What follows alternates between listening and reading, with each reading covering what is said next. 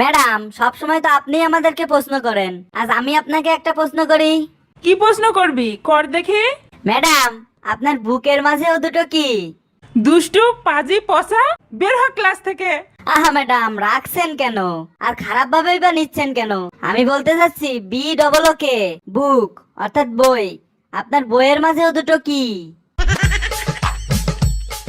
গতকাল যে পড়া দিয়েছি তা মুখস্থ করো নাই কেন বল্টু? স্যার, পড়া শুরু করতেই কারেন্ট চলে গেল। তারপর সারা রাত কারেন্ট কি আর আসে নাই? আসছিল স্যার, আধা ঘন্টার মধ্যেই আসছিল। তো তখন পড়ো নাই কেন? স্যার, এরপর ভয়ে আর পড়তে বসে নাই, যদি আবার চলে যায়। হ্যাঁ রে বল্টু, তোর মেয়ের বিয়ের তারিখ পাকা হয়েছিল না 2 বছর আগে? হ্যাঁ, হয়েছিল। তো এখনো বিয়েটা হচ্ছে না কেন? কি করব দোস্ত, জামাই তো পেয়েছে আইনজীবী। আইনজীবী? তো সমস্যাটা কি? সমস্যা একটাই, বারবার খালি নয়া ডেট নেই। ক্রিকেট খেলতে গিয়ে পায়ে চোট পাওয়া বল্টুকে হাসপাতালে নিয়ে গেছে বন্ধুরা। দ্রুত পরীক্ষা করে ডাক্তার বললেন, বাম পায়ের গোড়ালিতে ফ্র্যাকচার হয়েছে, প্লাস্টার করে দিচ্ছি। ডাক্তার সাহেব, 2 পায়েই করে দিন প্লিজ। কেন 2 পায়ে প্লাস্টার কেন করতে হবে? আগামীকাল পরীক্ষার রেজাল্ট বের হবে, রেজাল্ট দেখে আমার বাপ পিটিয়ে ভালো পাটাও ভেঙে দিবে নিশ্চিত, তাই। কিরে বল্টু, তোর চোখ মুখ লাল কেন? কান্নাকাটি করেছিস নাকি?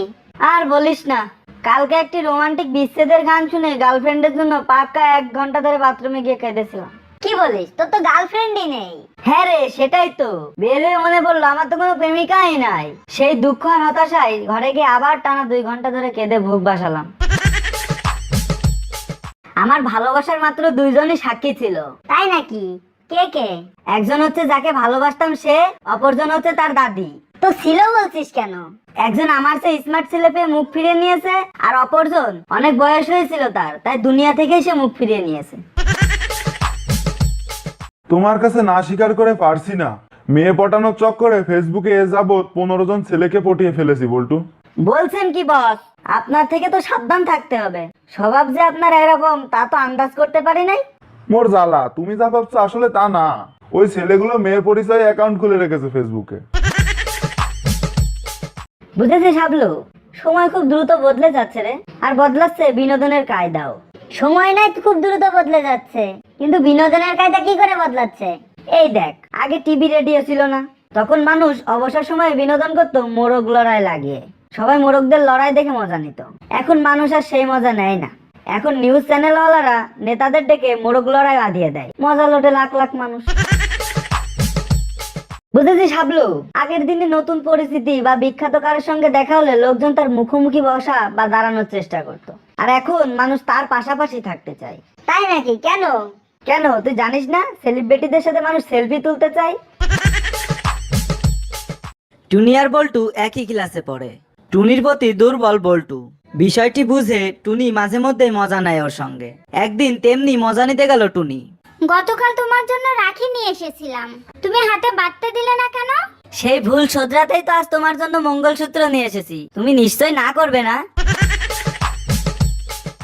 ইন্টারভিউ বোর্ডে বল্টুকে প্রশ্ন করা হলো, গুগল নারী না পুরুষ? নির্ঘাত নারী স্যার। কিভাবে এতটা নিশ্চিত হলেন?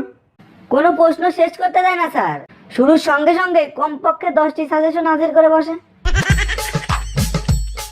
হাবলু, যদি কোনো পুরুষকে দেখিস তার স্ত্রীর জন্য নিজে গাড়ির দরজা খুলে দাঁড়িয়ে আছে, তবে দুটো বিষয় হতে পারে। তাই নাকি? কি কি?